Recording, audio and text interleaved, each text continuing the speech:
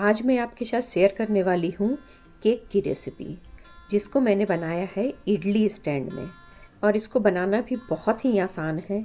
इसको हर कोई आसानी से बना सकता है। ये बहुत ही सॉफ्ट और बहुत ही डिलीशियस बनता है और बहुत जल्दी बनकर भी ये तैयार हो जाता है। इसको बनाने में हमें बहुत ज़्यादा मेहनत नहीं लगती है। तो हेलो फ्रेंड्स, मैं हूँ रेखा। मेरे किचन रेखास फ्रेश फ्लेवर में आपका स्वागत है। तो चलिए आज की रेसिपी हम बनाना शुरू करते हैं। तो केक बनाने के लिए सबसे पहले 3 बड़े चम्मच हमें मिक्स यानी कि सारे कलर वाले टूटी फ्रूटी ले लेना है।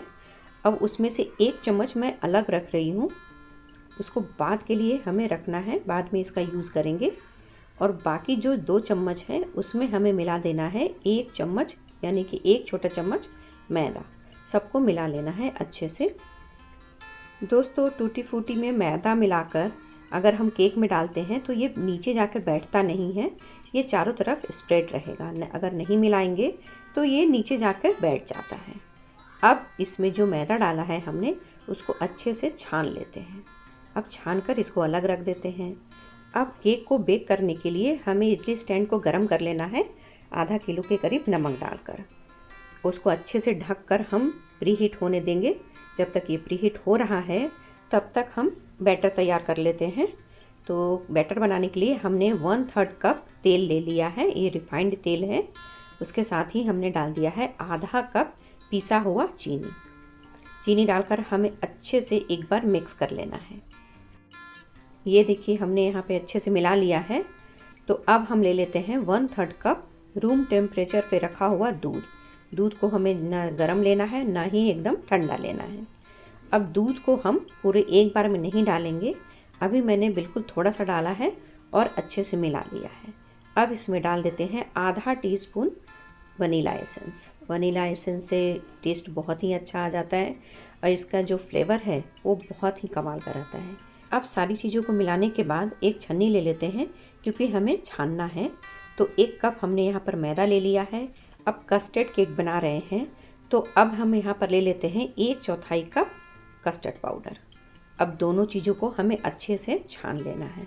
दोस्तों, ये केक बनाना बहुत ही आसान है और ये बहुत ही जल्दी कम समय में बनकर तैयार भी हो जाता है। अब देखिए हमने यहाँ पर छान लिया है। अब इसको हम अच्छे से एक बार मिला लेते हैं। तो ये देखिए हमने यहाँ पर सारा मिला लिया है और ये अच्छे से मिल भी गया है। तो अब इसमें हम डाल देंगे आधा चम्मच नींबू का रस। दोस्तों, नींबू का रस डालने से इसमें टेस्ट बहुत ही गजब का आता है, बहुत ही टेस्टी लगता है। अब यहाँ पर बैटर थोड़ा गाढ़ा है अभी, तो जो हमने दूध लिया था 1/3 कप, उसमें से थोड़ा थोड़ा करके मिलाते जाएंगे और इसको अच्छे से चलाते जाएंगे। दोस्तों, मेरी रेसिपी अगर आपको अच्छी लग रही हो तो लाइक करें, सब्सक्राइब करें और अपने फैमिली और फ्रेंड्स के साथ मेरे इस लिंक को ज़्यादा से ज़्यादा शेयर करें। ये देखिए ये रेडी हो गया है और इसकी कंसिस्टेंसी भी बिल्कुल परफेक्ट है। और अभी भी दूध हमारा ख़त्म नहीं हुआ है पूरा, 2 टेबल स्पून के लगभग अभी भी दूध बचा हुआ है। अगर ज़रूरत पड़ेगी तो उसका इस्तेमाल हम बाद में करेंगे, लेकिन अगर ज़रूरत नहीं पड़ेगी तो हम उसका इस्तेमाल नहीं करेंगे। तो एक बार अच्छे से स्पैचुला से हमने यहाँ पर सबको मिक्स कर लिया है। अब इसमें हम डाल देते हैं टूटी फ्रूटी जिसको हमने मिला के रखा था, और 1 छोटा चम्मच बेकिंग पाउडर और आधा छोटा चम्मच बेकिंग सोडा। इन सबको अच्छे से छन्नी में छान कर ही डालेंगे, नहीं तो हो सकता है कि इसमें गुठलियाँ हों जिससे लम्स पड़ जाए। और यहाँ पर हमने डाल दिया 1 बड़ा चम्मच दूध। अब अच्छे से सबको मतलब धीरे धीरे, ज़्यादा ज़ोर से नहीं करना है, हमें हल्के हाथों से सबको मिला लेना है। कट एंड फोल्ड में चलाते हुए हमें अच्छे से मिला लेना है। ये देखिए रेडी हो गया है। इसकी कंसिस्टेंसी भी बहुत अच्छी है और इस इतना में से हमारा 1 टेबल स्पून दूध अभी भी बच गया है, जिसको हम और नहीं मिलाएंगे। अब हम इडली स्टैंड को जल्दी से रेडी कर लेंगे, उसमें जल्दी से ग्रीसिंग कर देंगे ताकि हम जल्दी से बैटर डाल सकें। तो यहाँ पर हमने तेल से इसको ग्रीस कर लिया है। अब केक के बैटर को हम यहाँ पे डाल देंगे। केक के बैटर को हम पूरा ऊपर तक नहीं भरेंगे, क्योंकि हमें बेक करना है। अगर हम ऊपर तक भर देंगे तो ये ओवरफ्लो होने लगेगा, इसलिए हमें कम ही भरना है। इसी तरह से सारे बैटर को हम इडली स्टैंड में भर देते हैं। सारे बैटर को इडली स्टैंड में भरने के बाद अब ऊपर से हमें डालना है जो 1 चम्मच हमने अलग करके रखा था टूटी फ्रूटी, उसी को हम डाल देते हैं। दोस्तों, टूटी फ्रूटी को ऊपर से डालने से सुंदर दिखने के साथ साथ बहुत ही कलरफुल भी ये दिखता है। तो सारे टूटी फ्रूटी को हम ऊपर से डाल देंगे और हम अब चलिए इसको बेक कर लेते हैं।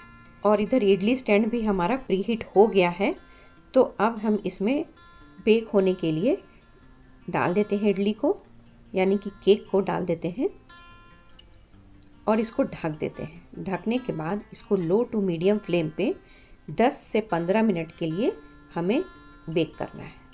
10 मिनट के बाद हम ओपन करके देख लेंगे और एक छोटा सा टूथपिक हो या नाइफ़ जो भी हो आपके पास, उसको इंसर्ट करके देख लेंगे।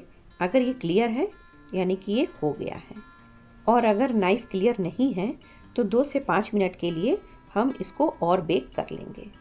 बेक करने के बाद इसको हमने रूम टेम्परेचर पे थोड़ा सा ठंडा कर लिया है। अब ठंडा होने के बाद ही हम इसको निकालेंगे। अगर गर्म में निकालेंगे तो ये टूट सकता है। और ये देखिए सॉफ्ट एंड स्पॉन्जी हमारा कस्टर्ड केक बनकर रेडी है। आप इसको छोटी मोटी भूख लगी हो या तो चाय के साथ बनाकर आप इसको एंजॉय कर सकते हैं, या तो बच्चों के टिफ़िन में पहले से बना कर रख कर आप इसको दे सकते हैं। इडली का नीचे वाले भाग में जो हम बेक करते हैं तो उसमें थोड़ा सा नीचे वाला भाग जो ज़्यादा ब्राउन हो जाता है, तो कोई बात नहीं, टेस्ट तो उतना नहीं आएगा। आप इसको बनाइए और इन्जॉय कीजिए और मुझे कमेंट करके बताइए कि कैसा बना। फिर मैं आपसे मिलती हूँ अपने नई रेसिपी के साथ। तब तक के लिए बाय, टेक केयर।